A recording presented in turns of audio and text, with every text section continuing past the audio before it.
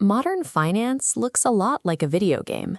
We're bombarded with flashing green lines, rocket emojis, and a constant stream of influencers promising instant wealth just by swiping on your phone. Chasing those flashing charts and trending tickers is exactly why the majority of retail accounts eventually drain to zero. It's an addiction to action. But there is a quiet corner of the internet where the world's most successful fund managers are giving away their actual playbook. It's an understated podcast called Value Investing with Legends. Listen to enough of these interviews and a stark divide emerges. Amateurs treat the market like a digital casino. The financial elite succeed because they refuse to play that game entirely. If you want to build generational wealth, you have to accept a harsh truth. Real investing is intentionally incredibly boring.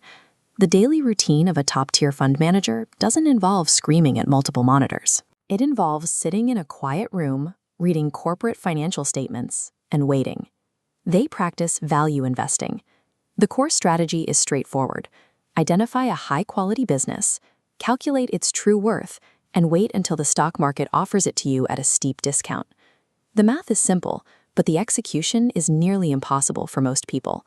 It requires mastering a trait our culture has actively trained out of us: extreme patience. This graphic shows a $1,000 luxury jacket suddenly marked down to $300. If you knew the quality of the jacket, you'd probably buy it immediately. The stock market offers these exact same markdowns, usually when a wave of irrational panic hits the public and forces prices down. When high-quality companies go on sale, the average person liquidates their portfolio and runs away in terror. The value investor steps into the chaos and buys. Legacy technology provides a clear example. Over the decades since this Apple II computer was released, the company's stock endured massive, terrifying plunges. Those temporary drops didn't mean the underlying business was broken. To an emotional amateur, a crashing chart looks like a failure. To a rational professional, it is a mathematical opportunity to acquire a cash-producing asset for pennies on the dollar. Retail investors routinely buy at the peaks and sell at the troughs, doing exactly the opposite of what is profitable. The stock market acts as a behavioral sorting machine, siphoning capital away from those who react impulsively. The legends of Wall Street don't possess a crystal ball predicting the future. They simply maintain the emotional discipline to stand quietly at the receiving end of that massive wealth transfer. If you track the actual working hours of the world's top capital allocators, they spend vastly more time observing from the sidelines than executing trades. They operate on a specific heuristic. You don't need to swing at every pitch.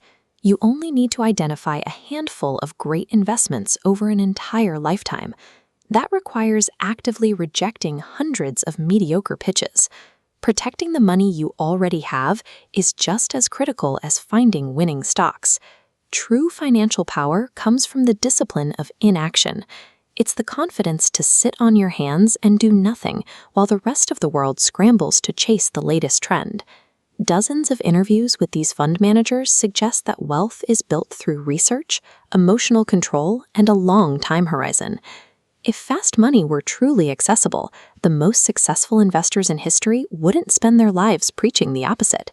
Absolute, unshakable patience while the rest of the market loses its mind provides a more reliable advantage than any high-speed algorithm. In the world of investing, the quietest strategies often generate the loudest financial results. To see how wealth is actually protected in a volatile market, subscribe for more breakdowns of the math behind the hype.